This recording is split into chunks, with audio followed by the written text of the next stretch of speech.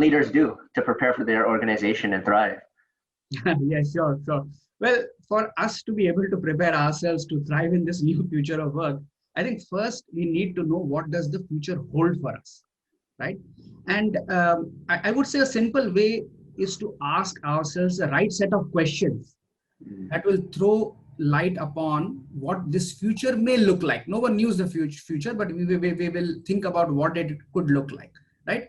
And I have stated 5 questions, and I've elaborated on this on my book as well. You know, the first question is why. Basically, why do people work? What motivates us to go beyond the regular call of duty? The second question is what? What should companies focus on to bring out the best from their workers? The third question is where will work happen? And this refers to the business model that will drive growth and innovation in companies. The fourth is who will do the work? And the fifth is how can we prepare ourselves for this future? So if you go on to the next slide, please, I'll elaborate on these trends and these answers one by one. So please bear with me, but let me go from 1 through to 5. The first theme is around, creating the shared purpose in the organization, right? So studies have clearly proven that people are not inspired by money or title, but by the company's purpose.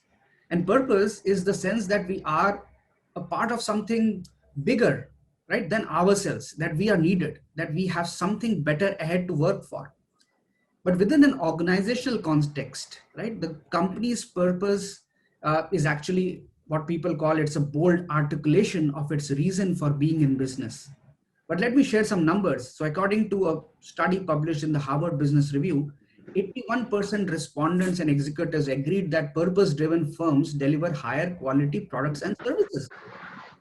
It also, by the way, purpose-driven organization, they also act as a beacon to attract the right talent to the organization. And it is also one of the critical steps towards customer loyalty. So by identifying a customer purpose, is the first step, but it is not the end of the line. Once the purpose has been defined, it has to be clearly communicated to everyone within the organization. And then it is for the leaders to make a substantiative difference in the organizations by incorporating purpose to their management approach, which simply means purpose should influence their thought process, their decisions, their actions, right? So that is the first theme around purpose-driven organizations. The second theme is around fostering era of experiences. And what does it mean? What does era of experiences mean? So simply put, let me take you through a journey over the past century of companies, right? And we have seen companies move from utility-based models, productivity-based working that were very output-driven, to then the next kind of era started on the customer-first thinking in the late part of the previous century, by the way. However, the war of talent led to the stark realization that employees are just as important as customers. And usually they actually have a deeper and more enduring relationship with their organizations than customers do. This is obvious. And this epiphany resulted in the age of engagement. And companies started to offer more perks, rewards. We have social events in the workplace. They paid more attention to the employees' well-being. But surprisingly, what we have seen over the past few years is these engagement scores have started to level off. It's no longer a differentiator, but research is highlighting that the most critical factor for employees is the work itself. Employees care about how their work can bring out their best talents, how it can shape their careers, and how it can derive meaning from what they do, and how it basically serves a larger purpose, right? That was the first theme.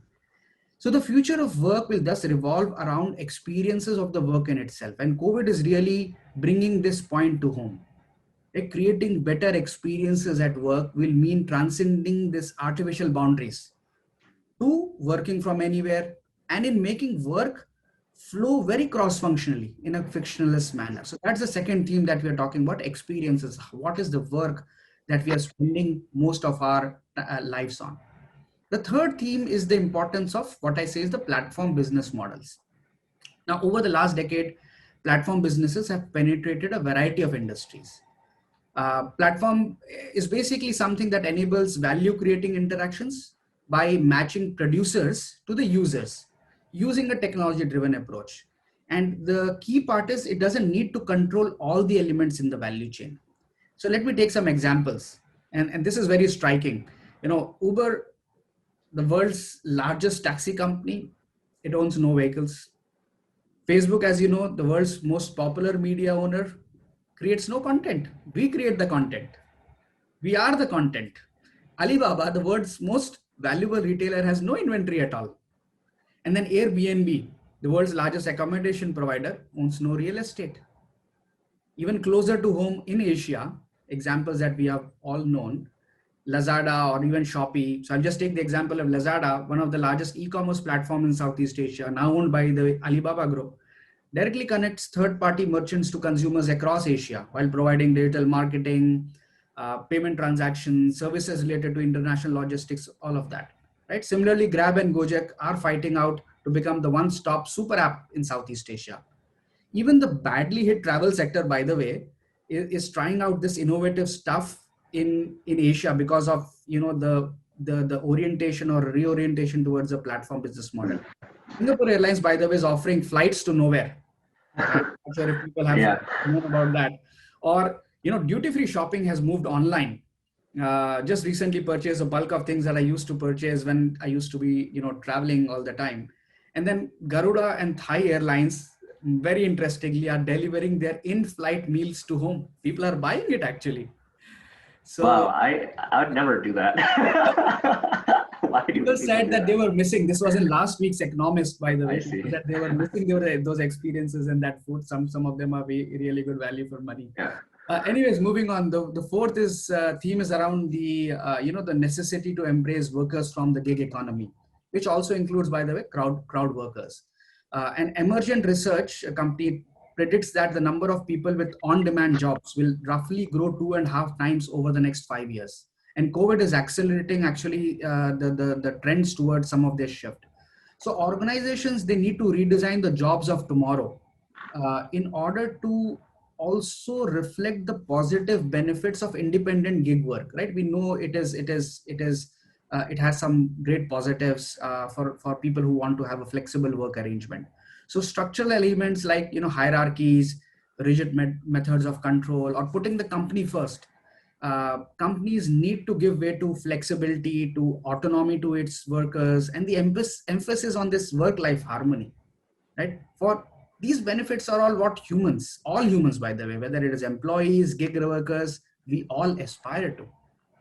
And then the last element which came across as the most important thing in the survey at the start of this session is around the organizational growth mindset, right? So first, what is organizational growth mindset? It simply means that a belief that potential is not predetermined or innate, that you're born with it, but rather something that you can nurture over time.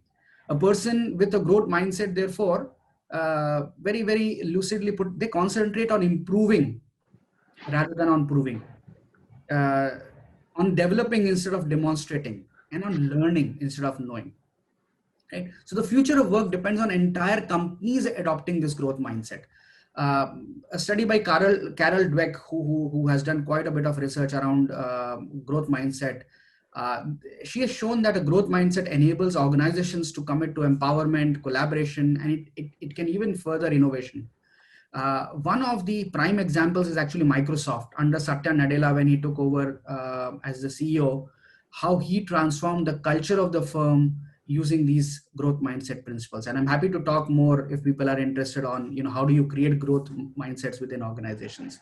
But let me pause here and then, maybe hand it back to you, John. Yeah, definitely, Nishith. This is an excellent model. And I actually have a lot of questions on this and would love to discuss this a bit later. But on the third question, thinking about our own careers, us as individuals, what can we do to navigate the future? What are your thoughts on that? Go ahead, Nishith. Sure. So maybe if we can move to my next slide. See this picture, right? So this is an old joke. People might have heard about it. Joke doesn't come from me. It's not original. But it declares that the ideal cockpit crew of the future will be a pilot and a dog, right? The pilot will feed the dog, and the dog will bite the pilot in case he tries to touch anything in the cockpit. Jokes apart, and in all seriousness, I think the primary role of the pilot should be looking out of the window Mm, while the plane's computer makes most of the decisions. mhm, So computers can fly planes and will fly planes, by the way, in future, but we still need humans to scan the skyline for threats that mhm. analytical models will never be able to predict. In other words, I think the future of work will involve us, humans, and machine, which is the algorithms, working together. Right? Machines basically will augment and complement the human workforce, enabling us to solve more challenging problems and achieve higher levels of intelligence and achievement. So, navigating the future with higher confidence, as humans, we need to employ two key strategies. So, if you move my next slide, I will touch upon the first key strategy. The first is, will be our openness to embark upon non-linear career paths. So I'll give an example, a study by CEO Genome Project, which studied literally thousands of CEOs in a 10-year study, found that CEO sprinters are basically, people who have landed the CEO position much faster than an average CEO has. So these CEO sprinters did not always possess the select mix of inborn traits like leadership qualities or even a perfect pedigree to boast of. Instead, these sprinters accelerated to the top by making bold career moves. But what was even more interesting, then these moves rarely progressed in a straight line. Many of times, these went sideways or even backwards. But each move ultimately helped them to catapult their career to a higher level. The varied positions that they took, that is what helped them to build new and valuable behaviors that facilitated their success on a bigger stage later on. So this is something that we as individuals need to keep in mind. Don't think about your life as, a ladder. Sheryl Sandberg had a very interesting analogy. Think about it as a jungle gym, right? You need to be building new muscles, trying out new, tools, equipment to be able to get that muscle working for you in the longer run. So that's my first kind of, strategy. If you can move to the next slide, please. I'll also talk about, the next strategy, which is around developing future-proof and human-centric skills and traits. So, by the way, key, I think, theme out here is that humans and machines will coexist, but we need to bring out what we are best doing in. And many aspects of the work in future, specifically those dependent on the 5 I's, as I call it, which is imagination, ideation, initiative, insight, and emotional intelligence, not the normal intelligence, emotional intelligence. These are the 5 I's. These will still require high levels of human involvement and continue to give us the edge over an artificial general intelligence that machines provide. So focusing on what helps us build these 5 I's is what will be critical for us to thrive actually as individuals and as a species. And I've detailed out those learnings into 3 crucial future-proof skills that we should build. First is creativity.